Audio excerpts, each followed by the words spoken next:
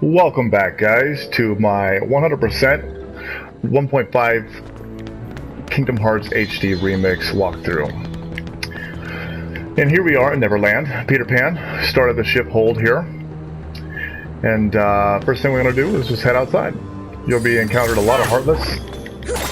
And you'll have numerous encounters with this dancing guy named Shadow Sora, or in Kingdom Hearts 2 reference, Anti-Sora.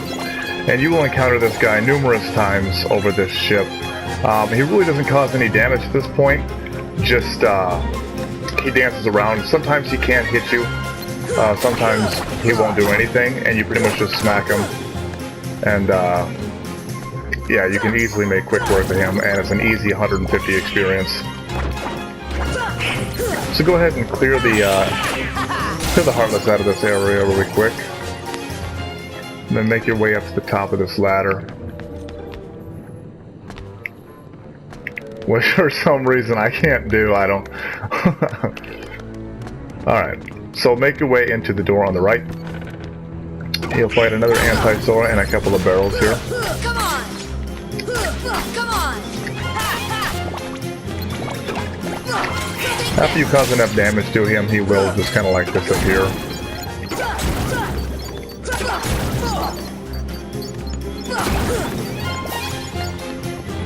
You just want to make sure that you do fight the Anti-Sora, because 150 experience is quite a lot for just one dude who kind of kicks you in the head and dances around a little bit.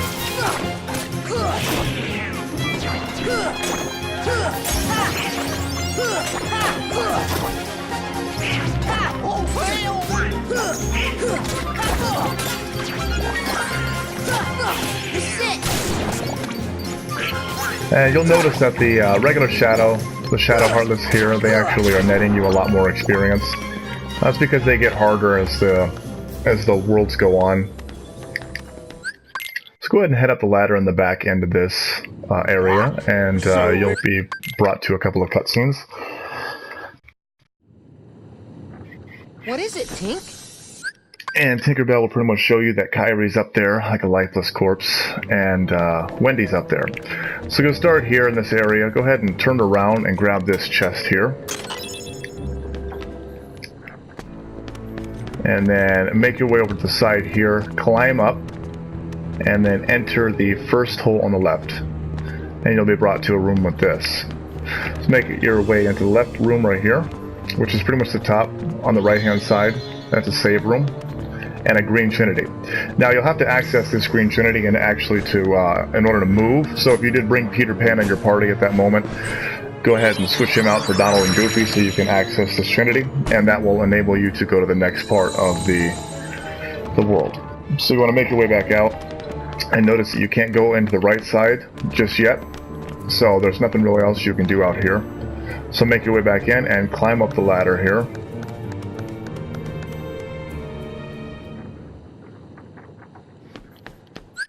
And this is where you fight your first mini-boss, the Anti-Sora for real, and he actually has the Keyblade and will attack you. Now you can tech him back when he does his stuff. He's actually quite the pain in the butt, but if you can get a couple of combos on him and stuff. He also transforms into two other lesser ones that take one hit to kill, and you can move on pretty much.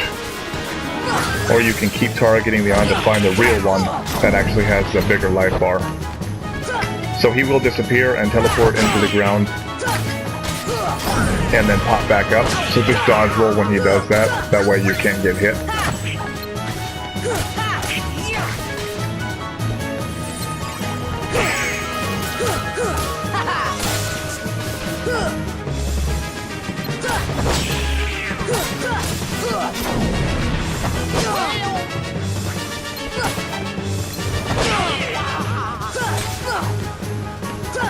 If you aren't pretty careful, this Anti-Sora can actually bring your health down into the red.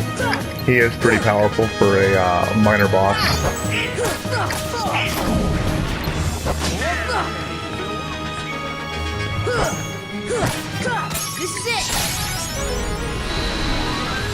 So after a few moments, you'll actually bring him down. He's not too terribly hard. Just make sure you're dodging out of the way of his pretty much mold into the ground and then pop back up attack. So you have to take care of him, make your way to the back here and open up this treasure chest. And then continue on forth. You can't go outside just yet, so you want to open up this hidden latch here and fall in, which will activate a cutscene for Wendy and Peter Pan. And Peter Pan will leave your group and then go on his way. So you want to do is open up this chest here. You can save if you want to. We'll go ahead and go back out.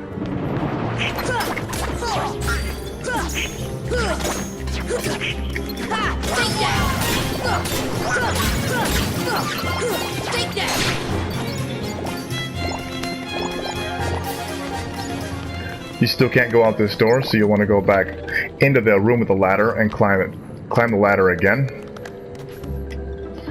And this time, there's going to be a heartless that spawn in this room, and now you have access to the ship's deck.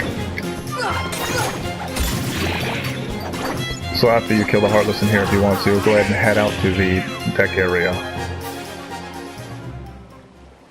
Quite a conflict.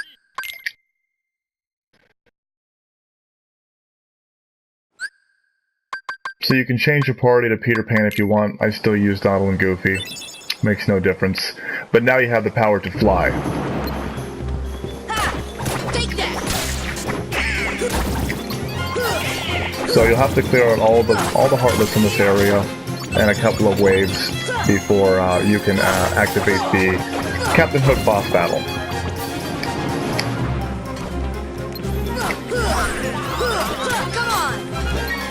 So a quick little how-to guide on this is just pretty much push square to jump and then push square again to start flying in the air.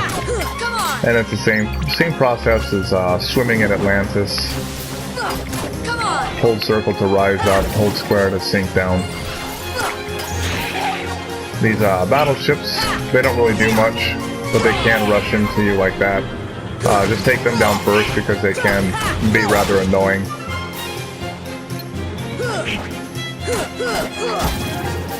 After you take care of all of the heartless that's needed, the screen will go black and Peter Pan will mock Mr. Smee, and then he'll force Captain Hook out to fight. So what I like to do is take care of these ships first, because if you're focusing on Captain Hook, these ships will try to drop bombs on you when you're fighting him. But Captain Hook is actually rather easy boss. He does hurt if he does hit you, but if you stay in the air and kind of float and just continuously attack him, you can deflect a lot of his attacks. And if it does help, if you find yourself having a little bit of trouble with Captain Hook and you're taking too much damage from him, feel free to use Arrow, like me. Okay, so I don't have my skills categorized like I should have, so that's a big no-no on my part. So you can cast Arrow on yourself, and that will give you quite a defense bonus. But you take barely any more damage from Captain Hook. So he just hit me and it barely did a smidge. So Arrow is a wonderful tool to use, and it's pretty much prioritized around all boss battles to use Arrow, because you really don't take that much damage from any of the bosses when you have Arrow on. And if you upgrade Arrow to Aeroga and Aurora, then it actually starts doing damage to the enemies themselves. So it's one of the best spells in the game to use for a lot of things. And I'm sure you noticed that throughout the game, Donald and Goofy actually really suck. They always die, and they're pretty much useless. You can actually fine-tune their attacks and their spells, which is beneficial. You can have Donald pretty much primarily just cast like benefiting skills for Sora, and like kind of save his MP on everything else, which is a big help. So after you defeat Captain Hook, you'll be brought to the clock tower. Now nothing really special happens here, so you want to jump off the edge and go straight down here and focus on the clock. You'll want to smack the clock until it reaches 12 o'clock to match the other sides. Once it matches 12 o'clock, then the keyhole will appear and you can lock it. Grab your last Navi G piece and you will learn the skill Glide, which will help out and pretty much enable us to go around and clean up the remaining treasure chests next to the last couple of Trinity symbols and start clearing some of the worlds. But we're going to do our final clear up after we defeat Riku and get the White Trinity.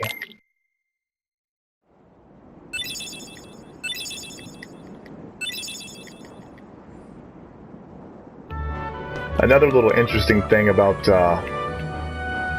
this clock tower here is that if you push pause and you look at your time down there, if you come back while it says 6 o'clock and some odd seconds, if you know that your time's going to be there, you come back to the clock tower, there will be a chest waiting for you on even hours, little gifts and stuff.